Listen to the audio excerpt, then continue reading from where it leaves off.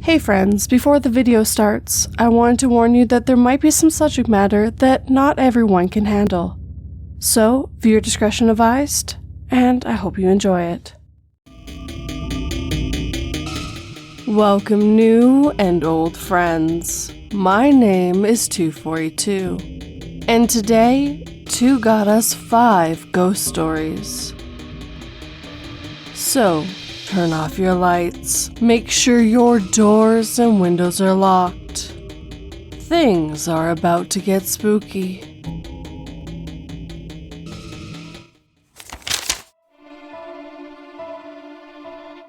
My neighbor called the police after he heard screams of help from my apartment. But I was smart enough to have a talking parrot so he could mimic what he heard from my basement.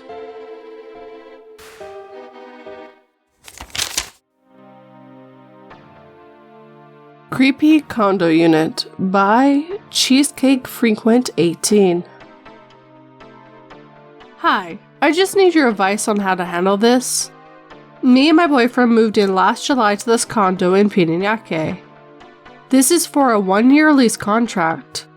This unit is very cheap for its space. Usually, a 35 square meter unit costs about $15 to $20K monthly. And we got this for $12K only. It was actually okay during our first month stay. But then, on our second month, the vibes got really dark and bad. It was like we're living in darkness. Like we're in a creepy dark web video, but in real life. I've experienced this for 3 weeks, and I didn't tell my partner because I didn't want him to freak out or anything, since he barely gets sleep and needs to take meds just to sleep. Then, last night, he went outside. He started opening up about it. I never knew that he was feeling the same. He said he was having dark, creepy vibes when we go inside the unit. He also admitted that there are random moments where there's something provoking him to commit suicide / jump out the trellis, even if he doesn't have any problems, which is the same with me. I was having random visions where I would jump out of the trellis even though I'm busy working at the time. That happened many times. It was like there's something whispering / provoking us to jump. Take note, our unit is on the highest floor of the building. Here comes the worst part. Brace yourself. I was having thoughts last week to killing and dismembering my boyfriend. I'm not that kind of person. I'm one of the soft-hearted persons, and I know myself that I cannot do evil such as that. We didn't fight or anything at that time. We were really okay. We already been living together for 3 years now. That's the weird part there. It was like it was controlling my thoughts.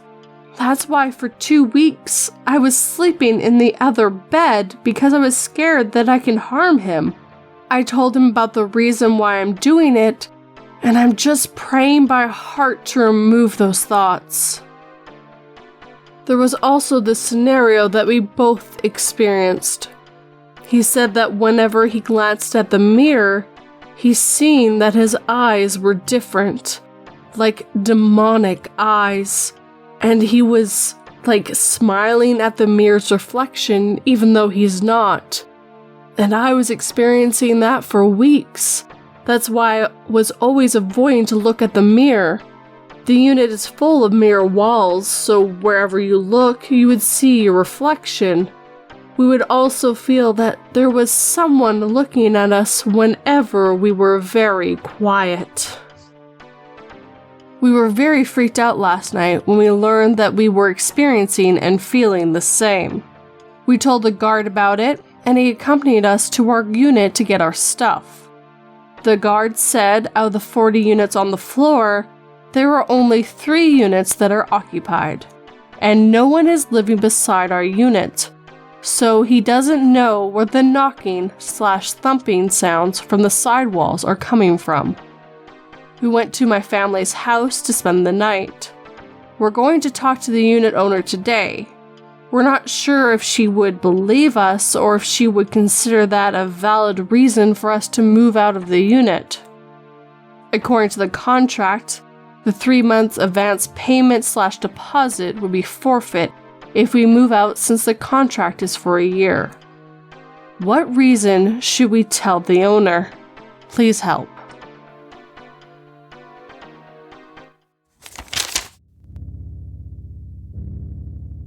My mom started to scold me and tell me that I had to stop being so dependent on them for money and learn how to finally be adult before hanging up on me.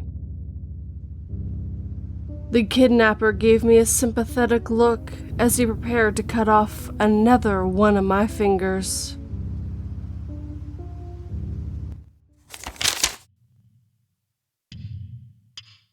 A spirit told me in a dream that I had an item of voodoo hidden in my home. By MK-Ultra-neuralink. This is my first post, and first time telling this true paranormal encounter I had. So asleep in my bed a few years ago, I lived up in the mountains by the border of a national forest. I was home alone all summer, and I would sleep a lot of the days away up here in the quiet mountains of a small, unincorporated neighborhood. One day, I had a very vivid dream. Sometimes I would get sleep paralysis, where I would see shadow beings stand by my bed trying to attack me. But this time, standing by my bed was a regular man. His style looked like he was from the 1970s. He was a regular-looking man, maybe in his mid-20s. An African-American man who was wearing a red t-shirt and blue jeans. In my dream, he was standing by my bedside talking to me. I could make out what he was saying as he pointed up to the top shelf of my closet. From his mouth came the words, "You might want to get rid of that voodoo," pointing. I immediately woke up and wanted to see if it was just a dream. I stood up to look to see where he was pointing in my closet. I want to know once and for all if all this was in my head or if there was truth to the paranormal world. Searching the back of the closet where he had pointed at first, I found nothing, because I had never used that top shelf since moving into the home.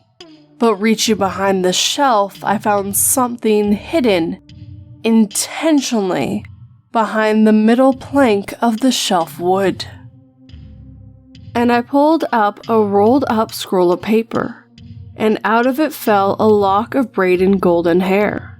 The rolled up paper had something written on it with a very faint pencil in another language of cursive writing that I couldn't quite read, and strange symbols. I had finally found physical, tangible proof of the paranormal realm, meaning I had indeed just contacted a spirit, and this wasn't just a dream. After some research, I found out this braided lock of hair hidden in the home is what they call a witch's ladder, and is indeed black magic. This African-American spirit had revealed to me that voodoo is a real power in our universe, and this has had such a profound implications. It's changed the way I look at the world. The spirit said one more thing before leaving. He told me that the heavy metal t-shirts and posters I had in my room had evil power to them, and his final message before leaving was, "Jesus is King," and he told me to keep playing the guitar. As he left, he morphed into a spirit animal like Black Panther of gemstones. As for the lock of hair, unfortunately, I put it in a Ziploc bag. I wanted to study its power. I finally had proof of the paranormal realm. I couldn't just throw it away. I wanted to see if I could take it to a laboratory to be studied. and if it radiates any strange electromagnetic field. Imagine if we could actually measure black magic. This would be the greatest discovery of our time. This could be the ultimate secret weapon used against mankind, especially from high sorcerers or witchcraft practitioners in the government or corporations. And yes, I can provide pictures if that would help, but some of you will just never believe me, especially because of the Jesus part of the story. Anyways, thank you for your time. I did try to keep this short. And sadly, the picture has been taken down.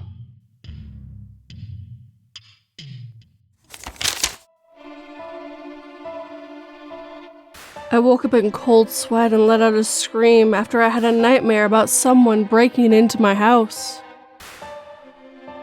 My roommate came in to check up on me, and that's when I realized I don't have a roommate.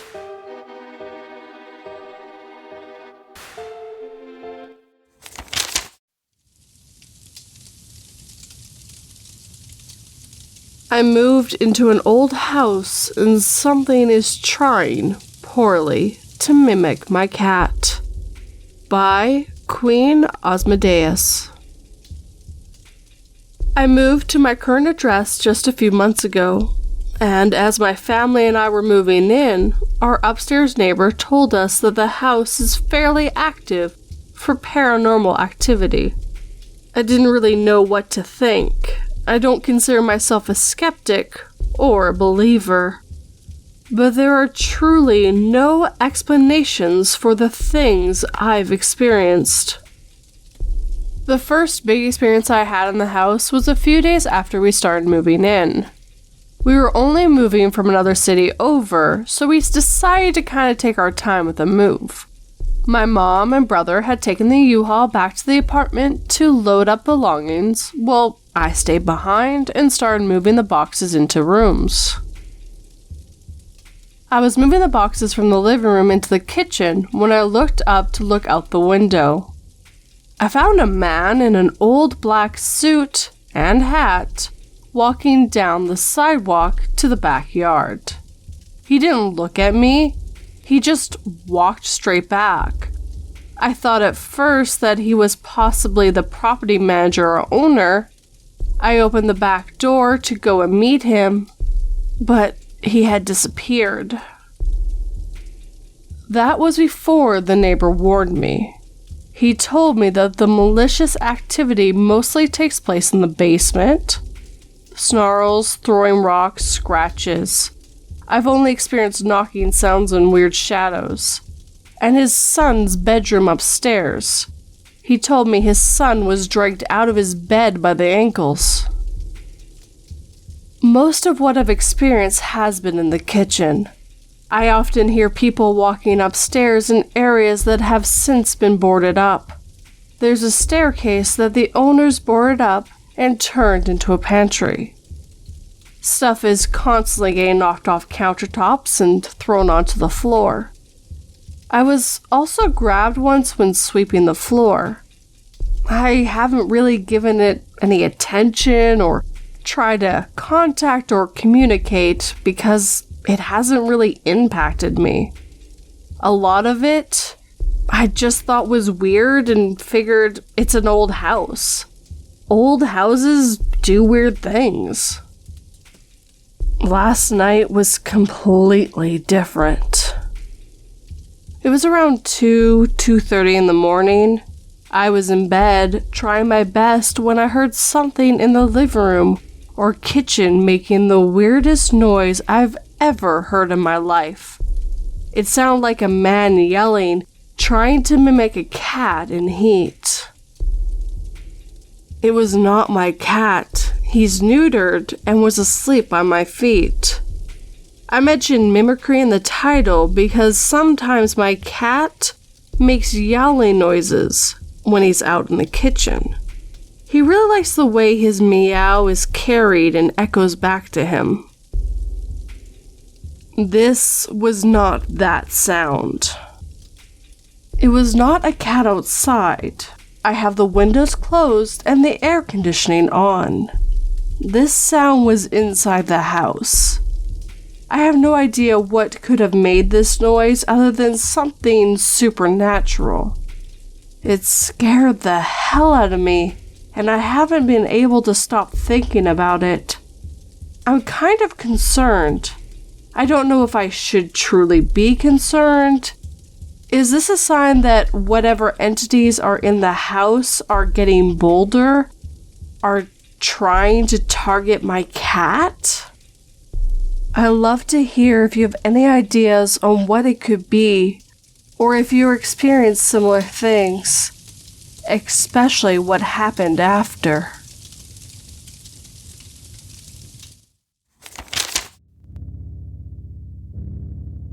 One time, I went to the closet pretending I'm dead to see how long it would take my family to notice I'm missing.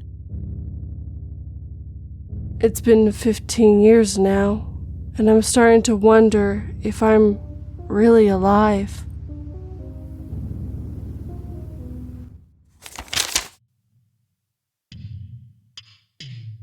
Not Mom by daeldolev 00. This happened to me while I was growing up, between the ages of 6 to 17. First appearance. I was 6 and sleeping on the floor next to my parents' bed because they had a habit of giving my bedroom away to any guest that came to stay. So on this night, I woke up, as I have a habit of doing, in the middle of the night to use the bathroom.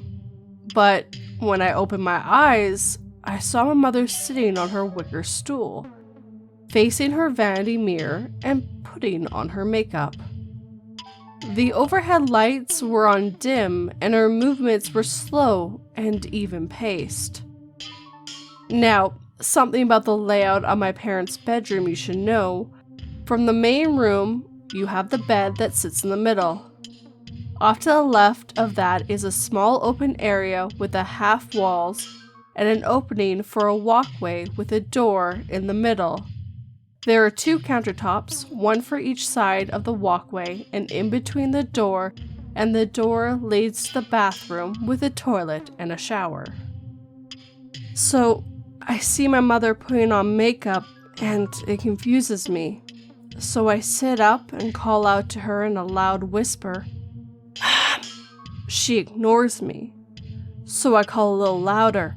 Mom! Still ignores me. So I turn around to look at the clock that sits on the nightstand on the other side of the bed and see that it's around 3 a.m. So I turn back around and this time much louder say, Mom, it's almost 3. Go back to bed. What are you doing? She, even still ignoring me, and just continues putting on blush.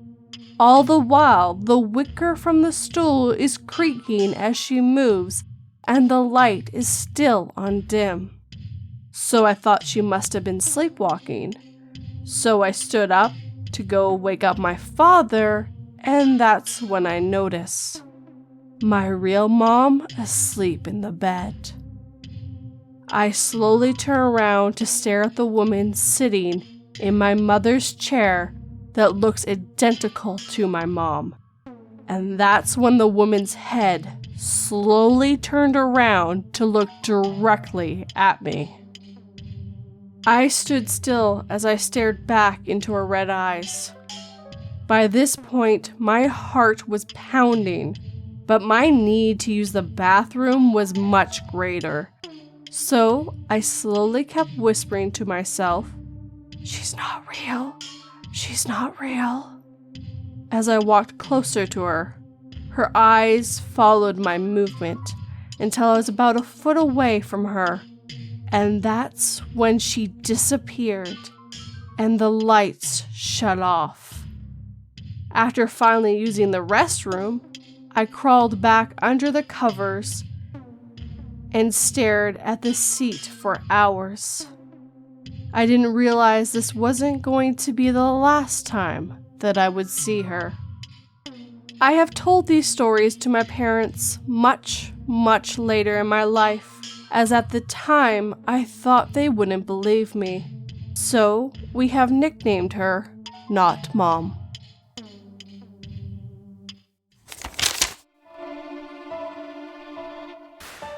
When I trolled on social media, I expected some backlash.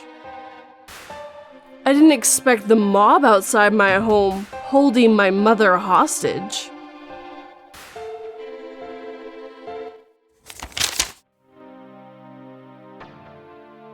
I think I was visited by my deceased relative, whom I've never met in my life, by Anonymoose. I know how absurd this may sound, but decided to share my story anyways, since it still creeps me out to this day. Flashback to 2016, and I was 17 at the time. My grandmother had a series of complications with her health and was once admitted to the hospital for a mild case of something that I can't quite recall at the moment. And in my culture, hospitals tend to be a bad/negative place to be due to all the deaths and tragedies that take place within their bleak, white walls. Skip forward about a week, and my grandmother is released from the hospital, and we all go about living our normal lives again. However, this is where it gets weird. One night, I had an extremely vivid dream, probably the only dream that I can completely recall with such detail and memory retention to this day. In this dream, I was walking down an old, long, and dilapidated road in southern Vietnam, where my dad's side of the family grew up. Mind you, I've never actually seen photos of the old house in Vietnam. I've only been given brief descriptions of the place, but somehow in my dream, the place matched perfectly with how my father described it, with even more details that he never told me about. As I'm walking down the road, one house in particular stood out to me the most, and for some unknown reason, I knew I had to go there. As if someone was calling me. When I reached the house, I went straight into the bedroom where 3 people were. My grandmother, who was sitting in the chair propped against the wall to the left, a man who was sitting next to my grandmother, and an old, frail woman laying in the bed attached to an IV pouch. She was definitely sickly, and from the looks of it, on the brink of death. So, this is where it gets interesting. My grandmother introduced me to the 2 strangers to which I give my respects to. They showered me with compliments and say how familiar I looked to my dad. Pretty much how all elder Asian people talk to the youth. Eventually, the man gets up and tells my grandmother to look after the woman in bed, and leaves. As this happens, I approach the woman in bed and she grabs my hand, giving it an ever so gentle squeeze, smiles at me, and I wake up. When I wake up in the morning, I knew something about this dream felt different, so I explained it in detail to my dad. And when I tell you the look on his face was one I have never seen before, as if he just saw a ghost. He goes on to tell me that my grandmother has 2 siblings, an older brother and a younger sister. I learned that the brother, my great-uncle, passed away many years ago, and that my grandmother's sister was extremely ill and bedridden in Vietnam in the same exact house and room. This is all super weird to me because prior to this dream, I had no idea that my grandmother had siblings. It was as though I was visited in my dreams by my deceased great-uncle and near-death great-aunt. I eventually found out that my grandmother's sister passed away shortly after I had that dream. This story still resonates with me to this day because I genuinely can't explain how or why exactly I had that dream, but it was a surreal experience to say the least. I've never been one to completely believe in the paranormal, but after having this experience, my perspective definitely changed a bit.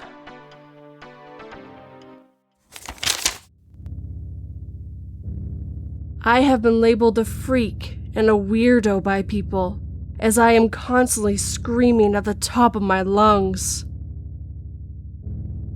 I don't know how to explain to them that the universe explodes every few seconds and then reforms itself instantly, and I can feel my body being ripped apart every time.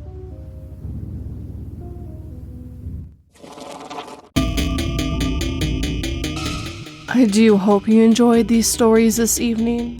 If you did, hit that like button and make sure it feels it. If you're new, subscribe and turn that pretty little bell to all notifications. If you'd like to help this channel / podcast, share it with anyone who might enjoy it. If you'd like to help in other ways, I do have a Patreon, merch, and PayPal. All the links are in the right places. Now, I personally found some of these stories quite creepy, and I love to hear what you think with a comment, but I gotta get you that Sunday word first. So on screen right now is every submission I got. Thank you guys so much. Now this Sunday word is struggle, which means make forceful or violent effort to get free of restraints or constriction or resist an attack. So, I hope you don't struggle to come up with a sentence using this word. And as always, guys, thank you for watching and listening. It really means the world to me. Sleep tight and don't let 42 bite.